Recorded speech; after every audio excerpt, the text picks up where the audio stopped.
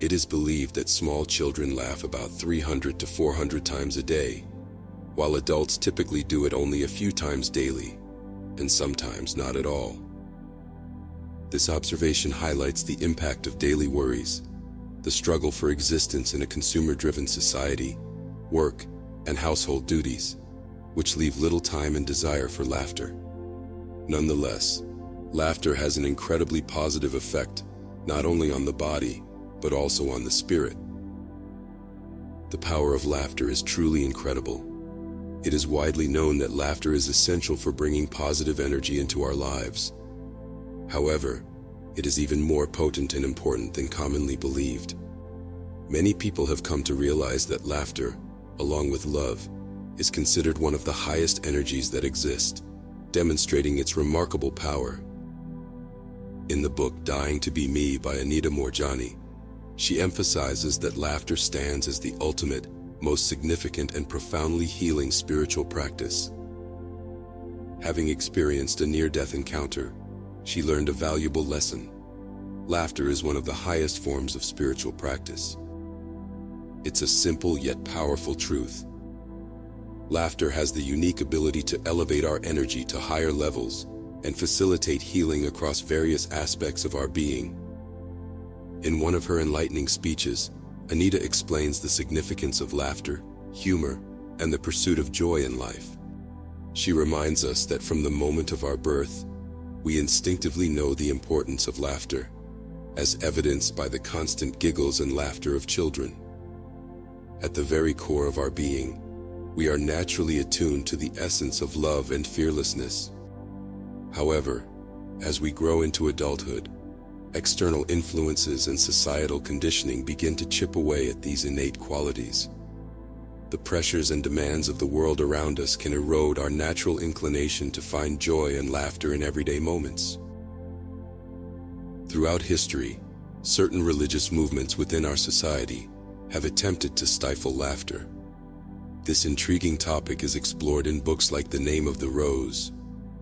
These religions sought to suppress laughter because they recognized its potential as a potent tool for elevation and healing across various levels.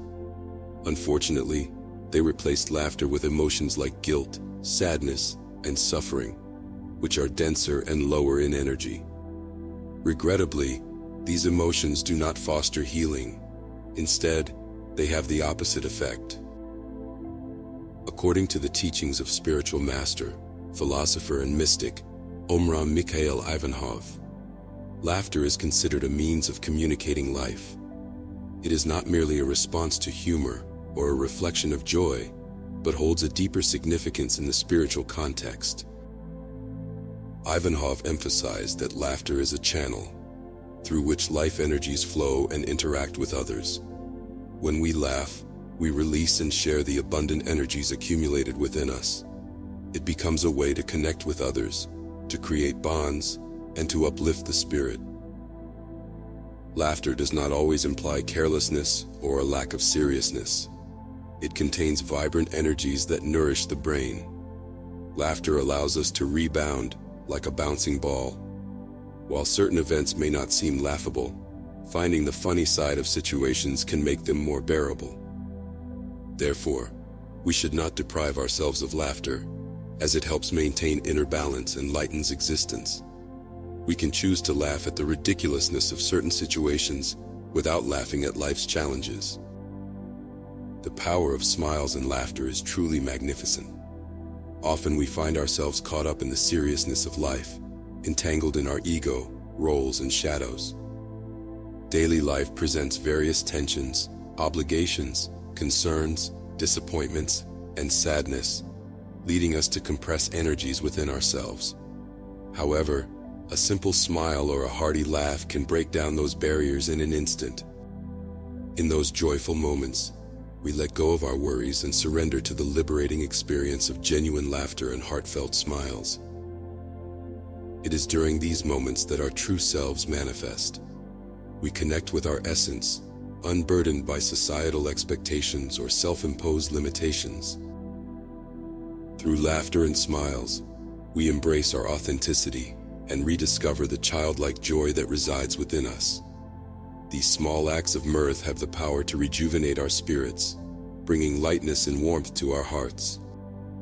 In a world that can often be heavy and demanding, laughter and smiles are precious gifts that remind us to find delight in the simple pleasures of life. They serve as beacons of hope and connection, bridging gaps between strangers and strengthening bonds between loved ones. Have you ever experienced a moment when you crossed paths with someone on the street? As you both first looked at each other, your faces were serious and concentrated, observing one another. Then, out of nowhere, that person offers you a warm, genuine smile that seems to touch your heart deeply.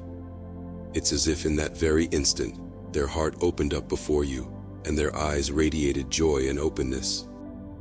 The power of that smile and the entire situation warms your heart and uplifts your spirit for the rest of the day. One intriguing aspect of laughter and smile is their universality. Regardless of language or cultural background, laughter and smile remain common human expressions. They transcend learned behaviors and societal norms, representing a shared experience among all individuals, emphasizing their deep-rooted nature within the human heart and spirit. In our pursuit of happiness, peace, and fulfillment, we often seek these attributes in external things of the world. However, little do we realize that these very qualities are inherent within us, at the very core of our being. As Alan Watts once astutely remarked, people suffer only because they take seriously what the gods made for fun. Laughter often emerges spontaneously, becoming a moment when we transcend our self-consciousness and let go of attachments to our persona and ego. Humor has an incredible healing power, and it is often said that laughter is the greatest medicine. Imagine someone makes a critical comment about your work, the food you prepared, or the artwork you created. If you allow yourself to be deeply attached to your ego, you might feel hurt or even angry, considering the effort, time, and energy you invested in your endeavors. However, if you cultivate a sense of humor, detachment, and perspective, you can take it with a smile on your face, not letting it affect you too deeply. As George Carlin astutely pointed out, the enlightened fool is the one who sees the ego trips of society and can still find joy and laughter in its midst. The fool is often the enlightened one, the one with crazy wisdom, with laughter and jokes as their weapon. They cut through the mundane conformity and bring to light the latent childlike bliss bubbling just beneath the surface of all seriousness. The fool possesses a wisdom that is out of reach of the conformist, a playful attitude in touch with enormous amounts of creativity. The great spiritual master, Paramahansa Yogananda, alludes to the transformative power of laughter as a means to connect with the higher realms. Through laughter, we bridge the gap between the earthly and the divine, accessing the ever-flowing stream of divine love and bliss.